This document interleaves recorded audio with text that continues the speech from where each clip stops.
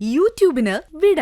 സൂര്യയിലെ എല്ലാ പരമ്പരകളും സംരക്ഷണത്തിന് ശേഷം തികച്ചും സൗജന്യമായി സൺ നെക്സ്റ്റ് ആപ്പ് ഡൗൺലോഡ് ചെയ്യൂ. കണ്ടാസ്വദിക്കാം നിങ്ങളുടെ പ്രിയ പരമ്പരകൾ.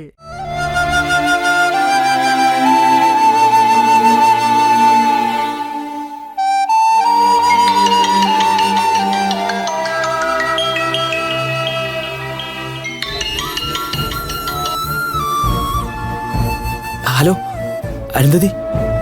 ഭരതേട്ടാ വീട്ടിലാണോ? അതെ. ഭരതേട്ടാ ഇവിടെ പെണ്ണ് കാണൽ കഴിഞ്ഞു. എന്റെ കണക്ക് കൂട്ടലും തെറ്റിപ്പോയി. എന്ത് കണക്കൂട്ടലും? എന്നെ കാണാൻ വന്നവനോട് എനിക്ക് കല്യാണം വേണ്ടെന്നും മറ്റൊരാളുമായിട്ട് ഞാൻ ഇഷ്ടത്തിലാണെന്നും പറഞ്ഞതാ. എന്നിട്ടും അവൻ എന്നെ പറ്റിച്ചു. എന്നെ ഇഷ്ടപ്പെട്ടില്ലെന്ന് എല്ലാവരോടും പറയാനാ ഞാൻ പറഞ്ഞത്. പക്ഷെ അവൻ വാക്ക് മാറ്റി ഇഷ്ടപ്പെട്ടെന്ന് പറഞ്ഞു. ഇതൊക്കെ അമ്മയുടെ പ്ലാനിങ് ആണെന്ന് എനിക്ക് ഉറപ്പാ ഭരതേട്ടാ. രണ്ടും കൽപ്പിച്ച അമ്മയുടെ നിലപാട്. അരുന്ധതി, താൻ വിഷമിക്കാണ്ടിരിക്കുക. എല്ലാത്തിനും വഴിയുണ്ടാവും. ചേച്ചിക്ക് നമ്മുടെ ബന്ധത്തിന്റെ ആഴം എത്ര ഉണ്ടെന്ന് മനസ്സിലായി. ചേച്ചിയുടെ സംസാരത്തിൽ അതുണ്ട്. പക്ഷെ അതിലൊന്നും കാര്യമില്ല ഭരതേട്ടാ. എത്രയും വേഗം എന്റെ കല്യാണം നടത്താൻ അമ്മ ശ്രമിക്കും. ഇതൊക്കെ എന്നോടും ഭാവനയോടുള്ള ദേഷ്യം തീർക്കാൻ വേണ്ടി തന്റെ അമ്മ കാണിക്കുന്ന അബദ്ധമാണെന്ന് ഞാൻ പറയും. ഭരതേട്ടാ, ഇതെങ്ങനെ നിസ്സാരമായിട്ട് മാത്രം കാണരുത്. എന്റെ ജീവിതം വെച്ച് പന്താടാൻ ഞാനങ്ങനെ ആരെയും അനുവദിക്കില്ല.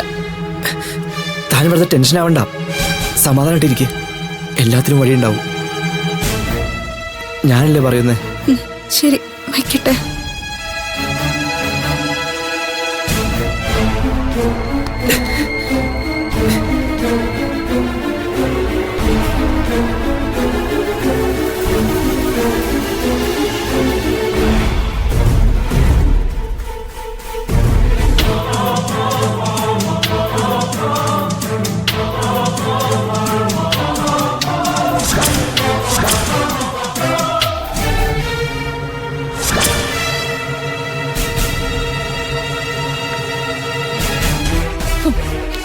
ദേവി, ഇപ്പൊ എങ്ങനെയുണ്ട്?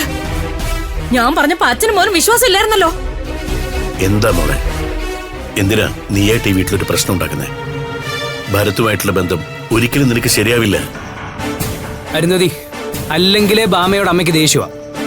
അതിന്റെ കൂടെ നീയായിട്ടൊരു കലകം ഉണ്ടാക്കരുത്. എന്നോട് ക്ഷമിക്കണം അബേട്ട. എന്നെ കൊണ്ട് ഇങ്ങനെ ഒരു വേഷം കെട്ടിച്ചത് ഈ അമ്മ തന്നെയാ. ഞാൻ എന്ത് ചെയ്തു? ദേ, അനാവശ്യം പറയരുത്. അമ്മ തന്നെയാ എന്നെയും ഭരതേട്ടനെയും തമ്മിൽ അടുപ്പിച്ചത്. ഞാനും ഭരതേട്ടനും തമ്മിൽ ഒരു ബന്ധമില്ലെന്ന് എത്ര വട്ടം ഞാൻ അമ്മയോട് പറഞ്ഞതാ. പക്ഷെ അമ്മ ഓരോ ചെറിയ കാര്യം ഊതി വീർപ്പിച്ച് എന്നെയും ഭരതേട്ടനെ നാണം കെടുത്തിയില്ലേ? ഓ, ഇപ്പൊ ഞാനായോ കുറ്റക്കാരി? അതെ അമ്മേ, 2 തവണയാ എന്റെ മുറിന്ന് ഭരതേട്ടന്റെ കൈയോടെ പിടികൂടിയെന്നൊക്കെ പബ്ലിക്കായിട്ട് അമ്മ പലരോടും പറഞ്ഞു നടന്നത്. അതിനർത്ഥം എന്താണെന്ന് ആർക്കും പറഞ്ഞു കൊടുക്കേണ്ട കാര്യമൊന്നുമില്ല. ഇവള് പറയുന്നത് കേട്ടോ ഏട്ടാ? ഇവളോട് ഇങ്ങനെ സംസാരിക്കാൻ പറഞ്ഞു കൊടുത്തതും ഭരതായിരിക്കും. ശ്രീപ്രിയെ, നീ ആവശ്യമുള്ളത് സംസാരിക്കരുത്. എന്റെ കാര്യം സംസാരിക്കാൻ എനിക്ക് ആരുടെ നിർദ്ദേശം വേണ്ട. അല്ല, നിന്റെ ഉദ്ദേശം ഇപ്പൊ എന്താ? അതും കൂടെ ഒന്ന് പറഞ്ഞതാ. എനിക്ക് പഠിക്കണം, പഠിച്ചെന്റെ ലക്ഷ്യത്തിലെത്തണം. അതല്ല എന്റെ കല്യാണം നടത്തി അടങ്ങുമെന്നാണെങ്കിൽ ഞാൻ തയ്യാറാ. പക്ഷെ കെട്ടാൻ പോകുന്ന പയ്യൻ ഭരതേട്ടനായിരിക്കണം. എടി, നിന്നെ കൊല്ലിങ്ങൻ. അവന്റെ പേര് പോലും ഇനി നിന്റെ നാവിൽ വന്നു പോരുത്. അമ്മ ഇങ്ങനെ കൊന്നാലും ശരി തന്നെ. എന്റെ തീരുമാനത്തിൽ ഒരു മാറ്റം ഉണ്ടാവാൻ പോകുന്നില്ല. കണ്ടില്ലടാ, ദേ ഇവിടെ ഇത്രയൊക്കെ പറയുന്ന തന്നെ ഭാവനയുടെയും ഭാമയുടെയും പ്ലാനാ. ഇപ്പൊ നിനക്ക് മതിയായില്ലേ? നിന്റെ ജീവിതം ഇങ്ങനെയായി. ഇനി എന്റെ മോളെ കൂടി ആ കുടുംബത്തേക്ക് കൊണ്ടുപോകാൻ ഞാൻ സമ്മതിക്കില്ല. അമ്മ ഇതിന്റെ ഭാമേശയും കൂടുതലത്ത് വലിച്ചഴിക്കുന്നേ. മിണ്ടരുത് നീ.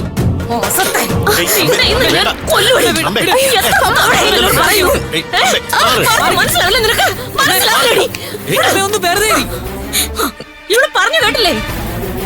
അച്ഛനോട് ക്ഷമിക്കണം. ഇതല്ലാതെ മറ്റൊന്നും എനിക്ക് പറയാനില്ല. ഇപ്പൊ ഞാൻ ഈ തീരുമാനം എടുത്തില്ലെങ്കിൽ ഭാവിയിൽ ഇതേ കാരണങ്ങൾ പറഞ്ഞിട്ടായിരിക്കും എന്റെ ജീവിത പങ്കാളിയായിട്ട് വരാൻ പോകുന്ന ആള് എന്നോട് പകരം വീട്ടുന്നത്. അപ്പോ ഇതുവരെ ഈ വീട്ടിൽ നടന്നൊന്നും പോരല്ലേ?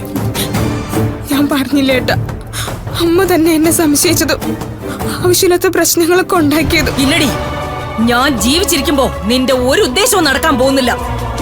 തീരെ നിവൃത്തിയില്ലെങ്കിൽ നിന്നെ കൊല്ലാനും ഞാൻ മടിക്കില്ല. എന്താ അമ്മേ ഇത്? നിനക്ക് വേറൊന്നും പറയാനില്ലേ? അപ്പൊ ഇവള് പറയുന്നൊന്നും ഏട്ടൻ കേട്ടില്ലേ? ഒരു പരിധി വരെ ഇവള് പറഞ്ഞതിൽ എന്താ തെറ്റ്? നീ തന്നെയാ ഭരതുമായിട്ടുള്ള ബന്ധം ഇത്രയും വഷളാക്കിയത്.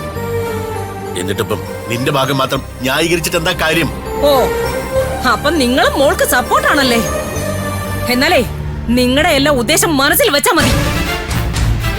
ഇവളുടെ ഭാവി എന്താകണം, എങ്ങനെയാവണമെന്ന് ഞാൻ തീരുമാനിച്ചോളാം. തീരുമാനിക്കണമെന്നില്ലമ്മേ, ഞാൻ പറഞ്ഞതുപോലെ തന്നെ നടക്കും. ഒന്നുകിൽ എന്നെ പഠിക്കാൻ അനുവദിക്കണം, ഇല്ലെങ്കിൽ മതി. ഇനി നിന്റെ നാവിന്നൊരു വാക്ക് പുറത്തു വന്നാ കൊന്നുകളയും ഞാൻ. അമ്മേ, തൽക്കാലം ഇവിടെ ഒരു സംസാരം വേണ്ട. സാവധാനം നമുക്ക് ഇവിടെ പറഞ്ഞ് മനസ്സിലാക്കാം. അമ്മ ഇപ്പൊ ചെല്ല്. അച്ഛനോടും മക്കളോടും ഞാനൊരു കാര്യം പറഞ്ഞേക്കാം. എന്നെ ധിക്കരിച്ചിട്ടൊരു തീരുമാനമാണ് അരുന്ധതി എടുക്കുന്നതെങ്കിൽ പിന്നെ ഒരു നിമിഷം ഞാൻ ഈ വീട്ടിലുണ്ടാവില്ല. അമ്മ അതിന്റെ ഒന്നും ഒരു ആവശ്യം വരില്ല. അമ്മ ഒന്ന് സമാധാനപ്പെട്. അരുന്ധതി, നീ ചെല്ല്. പറയുന്ന കേക്ക്. നീ ചെല്ല്. വാ.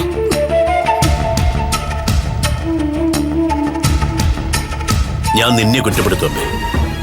ഒരു പെൺകുട്ടിയാണെന്ന് പോലും ഓർക്കാതെ ഒരുപാട് തവണ നീ അവളെ കൊച്ചാക്കിയിട്ടുണ്ട്, നാണം കെടുത്തിട്ടുണ്ട്. എനിക്കിത് വേണം. അല്ലെങ്കിലും അച്ഛനും മക്കളും എപ്പോഴും ഒറ്റക്കെട്ടാണല്ലോ. മുൻപേ അഭിക്ക് വേണ്ടിയും നിങ്ങളാണല്ലോ എന്നോട് വാദിച്ചതും അവന്റെ കൂടെ കൂട്ടുനിന്നതും. അതുകൊണ്ട് ഇന്നവൻ നമ്മളോടൊപ്പം ജീവിച്ചിരിക്കുന്നു. ഇല്ലെങ്കിൽ കാണായിരുന്നു. ഇനി ഞാൻ സംസാരിച്ചാൽ ശരിയാവില്ല. നീ വാ മോളെ.